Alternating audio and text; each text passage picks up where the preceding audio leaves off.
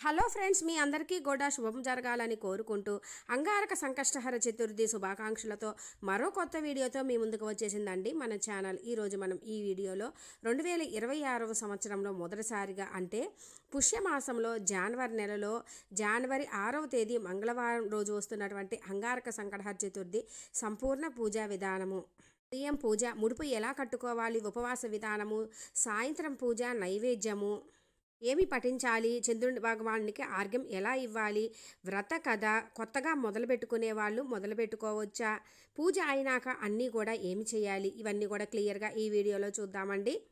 ప్రతి నెల కూడా పౌర్ణమి వెళ్ళిన తర్వాత 3-4 రోజులకు వచ్చేటటువంటి చవితి తిథి రోజు ఆ గణపతికి చాలా ప్రీతికరమైనటువంటి రోజు అయినటువంటి చవితి రోజున మనము సంకటహర చతుర్థి లేదా సంకష్టహర చతుర్థి వ్రతంగా జరుపుకుంటాము. అదే మంగళవారంతో కూడి వచ్చిన రోజుని అంగారక సంకష్టహర చతుర్థిగా చాలా విశేషంగా జరుపుకుంటాము. మంగళవారంతో కూడి వచ్చిన అంగారక సంకటహర చతుర్థి రోజు మనకి మాసము అలా సంబంధం లేకుండా ఎవరైనా సరే కొత్తగా మొదలుపెట్టుకునే వాళ్ళు చక్కగా మొదలు పెట్టుకోవచ్చు. అసలు మనిషి అన్న తర్వాత కష్టాలు కోరికలు కానీ ఏమీ లేకుండా వాళ్ళు ఉండరండి. అట్లా మనకున్నటువంటి మొండి కష్టాలు, కోరికలు, తీవ్రమైన సమస్యలు, కొలిక్కి రాని కష్టాలు ఏమున్నా కూడా అవి అన్నీ కూడా తొలగడానికి ప్రథమ పూజలైనటువంటి ఆ గణనాథుని విశేషంగా పూజించి చేసుకునే వ్రతమే మనకి సంకష్టహర చతుర్థి లేదా సంకటహర చతుర్థి వ్రతంగా జరుపుకుంటాము. ఈ వ్రతం ఆచరించినట్లయితే తప్పకుండా ఆ గణనాథుని అనుగ్రహం అయితే కలుగుతుంది. ఈ వ్రతాన్ని అంతే అస్సలు కుదరదు అనుకున్న వాళ్ళు ఒక్కసారైనా లేదా 3, 5, 9, 11 లేదా సంవత్సర కాలం పాటు అనుకుంటారు కొంతమంది. లేదు అనుకుంటే జీవితకాలం మనం బతికున్న నాళ్ళల్లో ఎప్పుడు కుదిరితే అప్పుడు చేసుకుంటాము అనుకునే వాళ్ళు అయినా సరే సంకల్పం చెప్పుకొని ఎవరి వీలుని బట్టి వాళ్ళు సంకల్పం చెప్పుకుంటారు. చక్కగా పూజ చేసుకునేవారు పొద్దున్నే ఇల్లంతా కూడా శుభ్రం చేసుకొని తలస్నానం చేసేసి చక్కగా ఇందులో మనకి ఈరోజు మంగళవారము ప్లస్ ధనుర్మాసము అంగారక సంకటహర చతుర్థి అండి. చక్కగా ఇంటి ముందు కళకళలాడుతూ ఉంటేనే బాగుంటుంది. ధనుర్మాసం అంటే ముగ్గులు కూడా మనకి, అందుకని చక్కగా ఇంటి ముంగిట చక్కగా ముగ్గులు వేసుకొని గడపకి పసుపు కుంకుమలు పువ్వులతోటి అలంకరించుకోవాలి. కుదిరితే పొద్దున్నే చిన్న ముగ్గు వేసుకున్న సాయంత్రం కొంచెం విశేషంగా పెద్ద ముగ్గు వేసుకోండి. లేదు టైం ఉంటే పొద్దునే చక్కగా పెద్ద ముగ్గు వేసుకోండి. ఎందుకంటే ఇంటి ముంగిట కళకళలాడుతూ ఉంటేనే మనకి ఇంట్లోకి స్వామివారు కానీ అమ్మవారు కానీ వేయించేస్తారు. అందులో మనకి లక్ష్మీ గణపతి అనుగ్రహం కావాలి అని అంటే ఇరువురిని కూడా విశేషంగా పూజిస్తామండి. అమ్మవారు చెంచల స్వభావము, నచ్చకపోతే పరిశుభ్రత లేకపోయినా వెళ్ళిపోతారు. అప్పుడు ఆ గణపతి అమ్మ కొంచెంసేపు ఉందని ఆపుతారట. అందుకని చెప్పి మనము ఇరువురిని పూజించుకుంటాము. అందుకే ఇంటి ముంగిట కళకళలాడుతూ ఉంటే మనకి అమ్మవారు స్వామివారు వేయించేస్తారు. చక్కగా ఆడవాళ్ళు కూడా నైటీలు వాటి మీద కాకుండా నిండు ముత్తైదువులాగా చీరలు కట్టుకొని ఉండి చేసుకుంటే మంచిదండి. ఇప్పుడు పూజా రూమ్లో చేసుకోండి. పొద్దున పూట ముడుపు కట్టుకొని చేసుకుంటాము. సాయంత్రం మాత్రం విశేషంగా మనము పీఠ ప్రతిష్ఠించుకొని చేసుకుంటాము. నేనైతే పూజా రూమ్లోనే స్వామివారిని యథావిధిగా పూజించుకుంటున్నానండి. చక్కగా దీపానికి కూడా అన్నీ సిద్ధం చేసుకొని ఫోటోలకు అన్నిటి కూడా చక్కగా పువ్వులతోటి అలంకరించుకున్నానండి. మీ వారికి అటుకులు బెల్లము కూడా పెట్టుకున్నాను. మీరు నైవేద్యం కూడా చేసి పెట్టుకోవచ్చు. ఉదయం తప్పక నైవేద్యం పెట్టుకోవాలి అని ఏమీ నియమం లేదండి. మనము ఫ్రూట్స్ అయినా సరే పెట్టుకోవచ్చు. ఇప్పుడు అన్నీ సిద్ధం చేసుకున్న తర్వాత నేను నా దగ్గర చిన్న గణపతి విగ్రహం ఉందండి, అది కూడా పెట్టుకున్నాను. మనకి గణపతి విగ్రహం తప్పకుండా ఉంటుంది. గణపతి విగ్రహం పెట్టుకోవచ్చు. లేదంటే లక్ష్మీదేవి సరస్వతీదేవి అను వినాయకుడు కలిసి ఉన్న ఫోటో ఉంటుందండి, అలా కూడా పెట్టుకోవచ్చు. ఇప్పుడు చక్కగా నమస్కరించుకొని తండ్రి ఈ వ్రతాన్ని సంపూర్ణం చేసేటట్లు అనుగ్రహించమని, నీ కరుణా కటాక్షాలు చూపించమని చెప్పి నమస్కరించుకొని మీరు ఏమైతే అనుకుంటున్నారో అది మనస్సులో అనుకొని ఎన్ని నెలలు చేయాలి అనుకుంటున్నారు, ఎలా అనుకుంటున్నారో సంకల్పం చెప్పుకొని ఇప్పుడు దీపం వెలిగించుకోవాలి. ఇప్పుడు దీపం వెలిగించుకున్న తర్వాత మనం సంకల్పం చెప్పుకొని ముడుపు కట్టుకోవాలి. ఎరుపు క్లాత్ కానీ ఎరుపుది మనకి బ్లౌజ్ పీస్ కానీ లేదంటే తెల్లటి వస్త్రం కానీ, తెల్లటి వస్త్రం అయితే చక్కగా పసుపు రాసుకొని దానిలో కట్టుకోవచ్చండి. నేనైతే ఎరుపుది బ్లౌజ్ పీస్ తీసుకున్నాను. చక్కగా తీసుకొని అందులో కొంచెము పసుపు కుంకుమ వేసుకోవాలి. మనము ఈ ముడుపు కట్టుకునేటప్పుడు స్వామివారి ఏమైనా వింటూ కానీ స్వామివారివి ఏవైనా చదువుకుంటూ కానీ తప్పకుండా అయితే కట్టుకోవాలండి. అంతేగాని మనసు లగ్నం చేసుకొని భక్తితోటి అప్పుడు మాత్రమే మనము ముడుపు కట్టుకోవాలండి. ఇప్పుడు బియ్యాన్ని 3 లేదా 5 గుప్పిళ్ళు పోసుకోవాలి. మంచి బియ్యం మాత్రమే పోసుకోవాలండి. పుచ్చులు పగిలినవి అలాంటివి కాదు, మంచి బియ్యం మాత్రమే పోసుకోవాలి. 2 తమలపాకులు, 2 ఒక్కలు, 2 ఖర్జూరాలు, దక్షిణగా 11, 21, 51, 101 లేదా 501 ఇట్లా మనము ఎంతైనా పెట్టుకోవచ్చండి. దక్షిణగా డబ్బులు పెట్టుకొని ఇప్పుడు ముడుపు కట్టుకోవాలి. ఇప్పుడు మనము ఈ ముడుపులో బియ్యాన్ని కొంతమంది ఏమన్నా పొద్దున కట్టి సాయంత్రమే ప్రసాదం చేసి పెడతారండి. ఇంకొందరు ఎన్ని నెలలు అనుకుంటున్నాము అన్ని నెలలు కంప్లీట్ అయిన తర్వాత ఆఖరి నెలలో ముడుపు విప్పి నైవేద్యం చేస్తారు. ఏ రోజుకు ఆ రోజు అయితే మాత్రం తప్పకుండా మనము తమలపాకులు అందులో పెట్టుకోవచ్చు. లేదు అనుకుంటే మాత్రం మనము ముడుపు కట్టుకున్న తర్వాత కింద తమలపాకులు పెట్టి పైన ముడుపు పెట్టుకోవాలి. మిగిలిన అన్నీ మాత్రము అంతే పెట్టుకోవాలండి. ఇప్పుడు చక్కగా దేవుడి ముందు పెట్టుకొని గంధము కుంకుమ పెట్టుకొని ఆ పైన పువ్వు పెట్టుకొని మనము గరిక దొరికితే గనక తప్పకుండా గరిక కూడా ముడుపు మీద పెట్టుకోండి. ఇప్పుడు వినాయక అంటే గణపతి అష్టోత్తరము కానీ స్వామివారికి సంబంధించిన ఏమైనా చదువుకోండి. కుదిరితే సంకటనాశన గణేష స్తోత్రము కూడా చదువుకోండి. చదువుకుంటూ పువ్వులు అక్షింతలతోటి ఇంకా తప్పకుండా అయితే గరిక దొరికితే మాత్రం గరికతోటి కూడా స్వామివారిని పూజించుకోండి. ఎందుకంటే ఆ గణపతికి గరిక లేని పూజ సంపూర్ణం కాదు అని కూడా చెబుతారు. ఉపవాస విధానము సంకష్టహర చతుర్థి అంటేనే ఉపవాసము ఉండి సాయంత్రం చంద్ర దర్శనం అయిన తర్వాత మనము ఉపవాసం విరమించడము లెక్క వస్తుందండి. అందుకని ఈరోజు అంతా కూడా ఉపవాసం ఉండి సాయంత్రము ఉపవాసం విరమించిన తర్వాత చక్కగా భుజించవచ్చు. అందుకని ఈరోజు ఉపవాసం ఉంటారు. ఉపవాసం ఉండలేని వాళ్ళు ఏమైనా ఫ్రూట్స్ కానీ జ్యూసెస్ కానీ అలాంటివి తీసుకోవచ్చు. చక్కగా ఉపవాసం ఉంటాము కదండి. అందులో మనకి పొద్దున పూట కొంతమందికి టీ తాగే అలవాటు ఉంటుంది. అలాంటి వాళ్ళు టీ అలాంటివి అయితే తాగవచ్చు ఫ్రెండ్స్. ఇప్పుడు మనము స్వామివారికి ఇష్టమైనటువంటి జామ పండు కానీ ఏదైనా చేసుకునే వాళ్ళు ఏదైనా కానీ చేసుకొని చక్కగా పెట్టుకొని చక్కగా ధూపం చూపించి ఇప్పుడు కొబ్బరికాయ కొట్టుకొని హారతి ఇచ్చుకుంటాము. అయితే కొబ్బరికాయ తప్పకుండా కొట్టుకోవాలా అనే ఉంటుందండి. మొదటిసారి ఫస్ట్ టైం ఇదే చేసుకునే వాళ్ళైతే తప్పకుండా కొబ్బరికాయ కొట్టుకోవాలి పొద్దున పూట ముడుపు కట్టుకున్నాక. కానీ ఎవరైనా సరే పొద్దున పూట పూజ అయ్యి ముడుపు కట్టుకున్నప్పుడు కొబ్బరికాయ కొట్టుకుంటేనే మంచిది. లేదు ప్రతిసారి పెట్టుకునే వాళ్ళు ఉదయం పూట నైవేద్యం పెట్టుకొని సాయంత్రం తప్పకుండా అయితే కొబ్బరికాయ కొట్టుకుంటాం కాబట్టి అలా కూడా చేసుకోవచ్చు. హారతి ఇచ్చుకొని స్వామివారికి సంబంధించిన ఏమైనా చదువుకోండి. ఇక ఇప్పటితో పొద్దున పూజ పూర్తవుతుంది. దగ్గరలో అన్న ఆలయ దర్శనం చేసుకొని 5 ప్రదక్షిణలు చేస్తే ఇంకా మంచిదండి. చక్కగా స్వామివారి ఏమన్నా తలుచుకుంటూ మధ్యాహ్నం కూడా ఏమన్నా చదువుకోవచ్చండి. ఇక సాయంత్రము మరలా మనం ఇల్లంతా కూడా శుభ్రం చేసుకొని స్నానం చేసి 6 గంటల తర్వాత మనము పూజ చేసుకోవాలి. అప్పుడు ఏంటంటే పొద్దున ముడుపు ఉంటుంది కదండి, ఆ ముడుపు విప్పి చక్కగా ఈ విధంగా ఖర్జూరాలు పక్కన పెట్టుకోండి. మళ్ళీ ఒక్కలు కూడా పక్కన పెట్టుకోండి. తమలపాకులు ఇంట్లో వాళ్ళు మాత్రమే వేసుకోవాలండి. అవి కూడా పక్కన పెట్టుకొని దక్షిణ అయితే మనము కుదిరితే సాయంత్రం వెళ్తే సాయంత్రం లేదంటే తర్వాత ఎప్పుడు వెళ్ళినా ఆ దక్షిణని స్వామివారి హుండీలో వేయాలి. ఇప్పుడు ఈ బియ్యంతో నైవేద్యం చేసుకోవాలి. స్వామివారికి ప్రీతికరమైనటువంటి కుడుములు, ఉండ్రాళ్ళు, మోదకాలు కానీ లేదు అంటే పరమాన్నము ఏదైనా సరే స్వీటుగా చేసి పెట్టాలండి. కుడుములు, ఉండ్రాళ్ళు, పరమాన్నం అట్లా ఏవైనా సరే కొంచెం అదే బియ్యంతో ఏవైనా చేసుకోవచ్చు. ఆ బియ్యంతో ఏదైనా నైవేద్యం చేసి మిగిలిన మనం ఇంకా నచ్చిన నైవేద్యాలు ఏమైనా కూడా చేసుకోవచ్చు. చక్కగా నైవేద్యం చేసుకున్న తర్వాత ఇప్పుడు నేనైతే పూజా రూమ్లోనే చేసుకుంటున్నాను ఫ్రెండ్స్. విడిగా ప్రతిష్ఠించి చేసుకునే వాళ్ళు చక్కగా పీఠం వేసుకొని ఎరుపు క్లాత్ వేసుకొని చేసుకోండి. చక్కగా నేనైతే స్వామివారి ఫోటో విగ్రహము ఇంకా పసుపు గణపతిని అయితే ఈ పూజకు తప్పకుండా మనకి ఎన్ని విగ్రహాలు ఫోటోలు ఉన్నా పసుపు గణపతిని కూడా చేసి తప్పకుండా పెట్టుకోవాలండి. అందులో ఇంకా చక్కగా మనకి మంగళవారం కూడా కాబట్టి అమ్మవారిని కూడా పూజించుకుంటాము. చక్కగా పూజకి అన్నీ సిద్ధం చేసుకొని చక్కగా అలంకరించుకొని వస్త్రం వేసుకోవాలి. ఇంకా దీపారాధనకు కూడా అన్నీ సిద్ధం చేసుకోవాలి. దీపారాధనకి ఆవు నెయ్యి లేదా నువ్వుల నూనె వాడుకోవచ్చండి. తప్పకుండా పసుపు గణపతిని అయితే చేసుకొని పూజించుకోవాలండి. ముడుపులో పెట్టుకున్నటువంటి తాంబూలం ఉంటుంది కదండి, ఆ తాంబూలంలో మనము ఒక్క ఫ్రూట్స్ ఏదైనా దక్షిణగా పెట్టి చక్కగా పంతులు గారికి ఇచ్చుకోవచ్చు. లేదు అనుకుంటే మనము ఇంట్లో వాళ్ళు వేసుకోవచ్చండి. ఇంకా ఖర్జూరము ఇంట్లో వాళ్ళు తినవచ్చు, లేదంటే బీరువాలో భద్రపరచుకుంటే మంచిది. అందులో పెట్టిన దక్షిణ మాత్రం తప్పకుండా గణపతి ఆలయంలో హుండీలో వేస్తే మాత్రమే మంచిది. సంకటహర చతుర్థి ఏ రోజు వస్తుంది, చంద్రోదయ సమయము, ఆ నెలలో కొలిచేటటువంటి నామం పేరు, పీఠం పేరు, ఇవన్నీ కూడా క్లియర్గా నేను అప్లోడ్ చేసిన వీడియో ఉంది ఫ్రెండ్స్. ఇంట్రెస్ట్ ఉంటే కనుక విజిట్ చేయండి. ఇంకా ముడుపుల బియ్యంతో నైవేద్యంగా నేను పరమాన్నము ఇంకా కుడుములు చేసుకున్నానండి. ఇంకా కుడుములు 11, 21 ఇలా సంఖ్యలో కూడా ఎవరికి ఇష్టాన్ని బట్టి వాళ్ళు చేసుకోవచ్చండి. ఇంకా అటుకులు, బెల్లము, స్వామివారికి ఎంతో ప్రీతికరమైనటువంటి జామ పండు పెట్టుకున్నాను. ఇంకా తప్పకుండా అయితే తాంబూలం పెట్టుకోవాలి. ఈ విధంగా పూజకి అన్నీ కూడా సిద్ధం చేసుకొని ముఖ్యంగా భక్తి శ్రద్ధలతోటి పూజించుకోవడం అనేదే ముఖ్యమండి.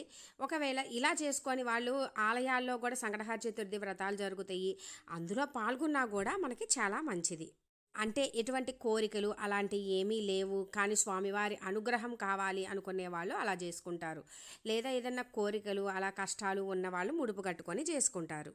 అన్నీ సిద్ధం చేసుకున్నాక ఇప్పుడు స్వామివారికి సంకల్పం చెప్పుకొని దీపం వెలిగించుకోవాలి. తండ్రి నీ అనుగ్రహం చూపించమని చెప్పి, కరుణా కటాక్షాలు చూపించమని చక్కగా నమస్కరించుకొని మనము వెలిగించుకోవాలి. సంకల్పం ఏదంటే మనం ఏమనుకుంటున్నాము అది మళ్ళీ మనసులో ఒక్కసారి అనుకొని సంకల్పం చెప్పుకోవాలి.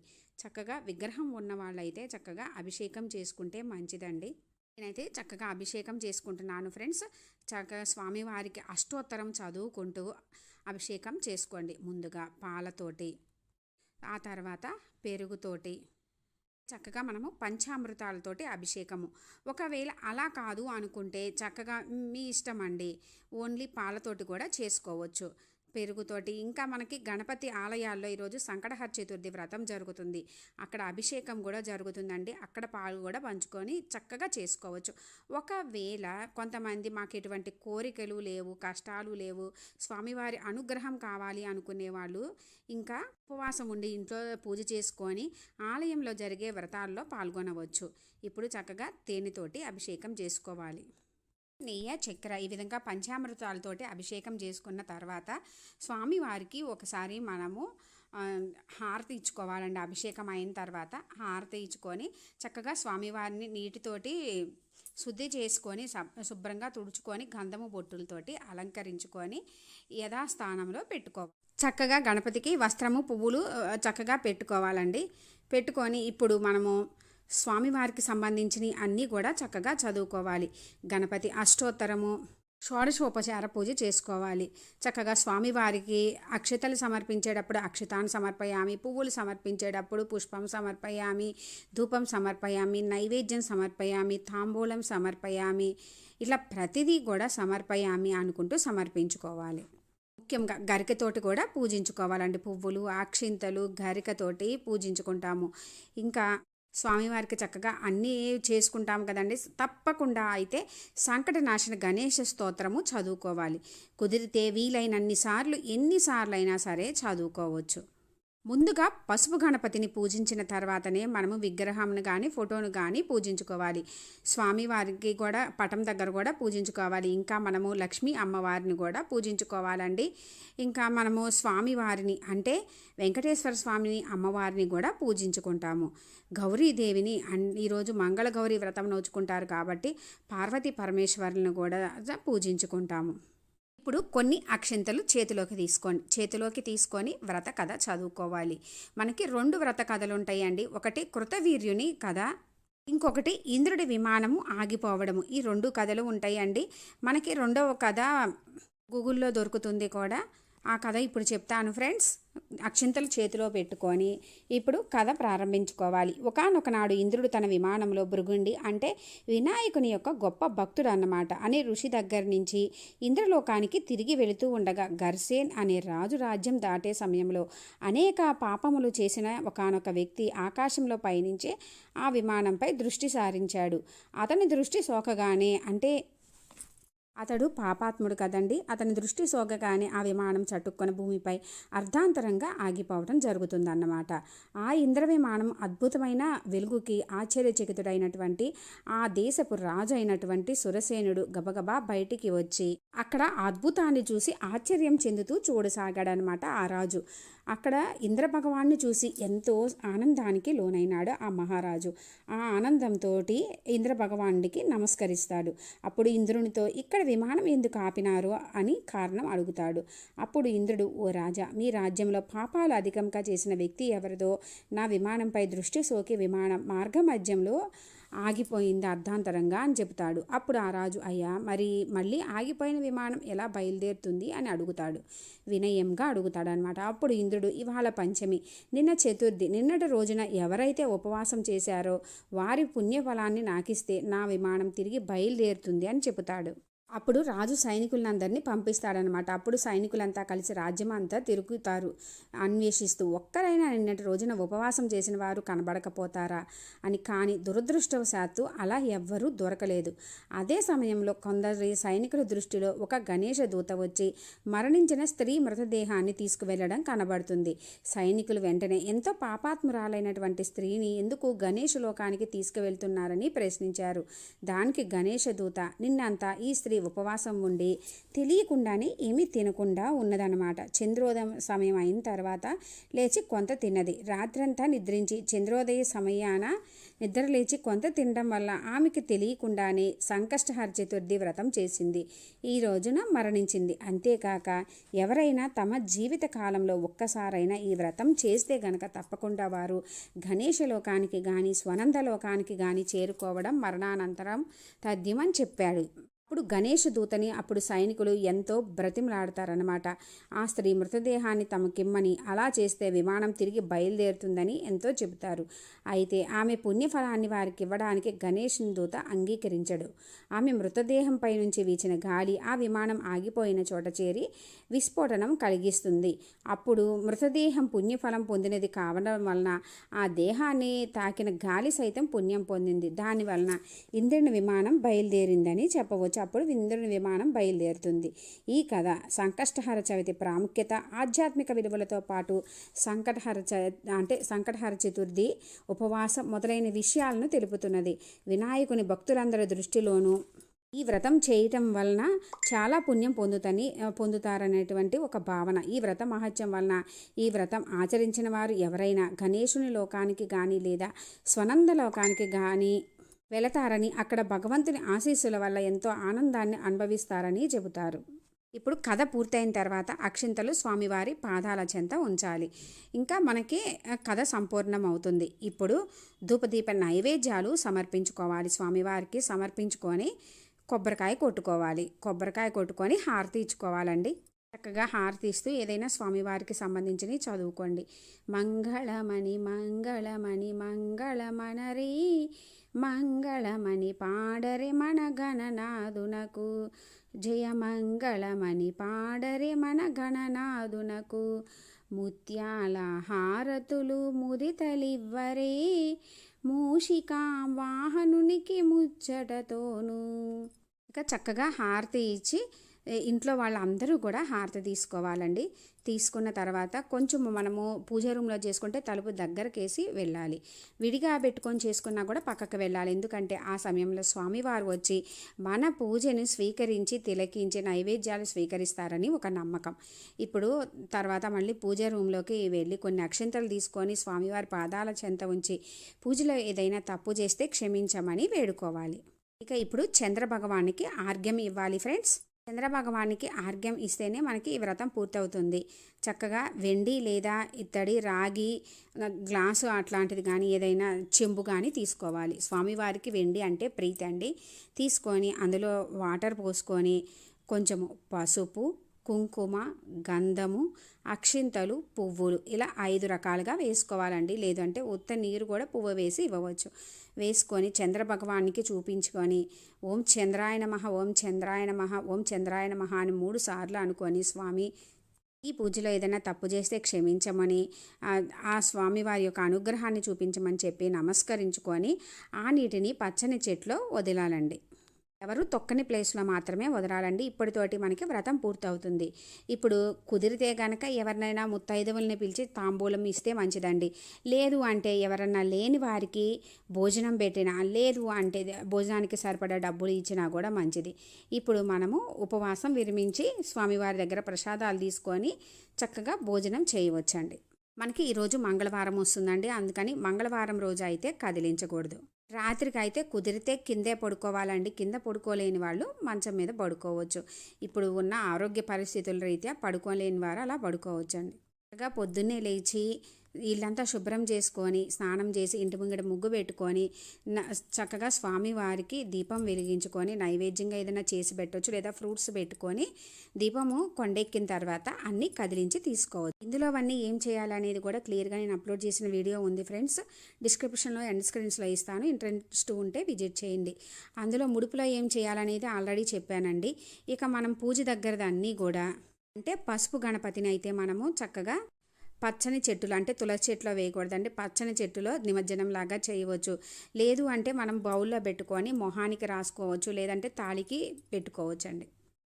పూజకి వాడినటువంటి పువ్వులు అక్కడ వాడిన ఏ అయినా సరే మనము ఎవరిని తొక్కని ప్లేస్లో కానీ లేదంటే కాలువలో కానీ కలుపుకోవాలండి. తెలిసింది కదా ఫ్రెండ్స్, మనకి 2026వ సంవత్సరము జనవరి 6వ తేదీ మంగళవారంతో కూడి వస్తున్న అంగారక సంకటహర చతుర్థి రోజు పూజ ఎలా చేసుకోవాలి అనేది నాకు తెలిసిన విషయాలన్నీ కూడా మీతోటి షేర్ చేసుకున్నాను ఫ్రెండ్స్.